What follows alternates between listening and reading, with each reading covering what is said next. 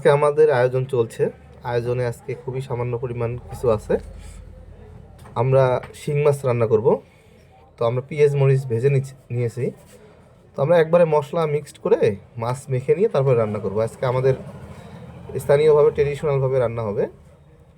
তো আমরা পরিমাণ মতো মশলাগুলো দিয়ে নিয়েছি এবং খুব ভালোভাবে ম্যারিনেশন করানোর জন্য ম্যারিনেশন করতেছি। আমরা কিছুক্ষণ ম্যারিনেশন করে রাখবো। পরিমাণ মতো পানি, তেল যেটা যেটা লাগবে আমাদের যতটুকু প্রয়োজন একবার আমরা ব্যবহার করব। আমরা পরিমাণ মতো পানি ব্যবহার করতেছি। পানির পরে একেবারে উঠায় দেওয়া হবে, মানে রান্নাতে দিয়ে দিছি। অলমোস্ট রান্না শেষের দিকে একটু টেস্ট করে নিচ্ছি লবণ টবণ সব কিছু ঠিক আছে নাকি। যদি লাগে আমরা ব্যবহার করব, নয়তো বা এটাই শেষ, আর ব্যবহার করব না। তো আমাদের রান্না শেষ, সব কিছু ঠিকঠাক আছে। তো আমাদের মাছ রান্না শেষ, ভাত রান্নাও শেষ। এখন আমরা ডিমটা ভেজে নিচ্ছি আলুর ডালের জন্য।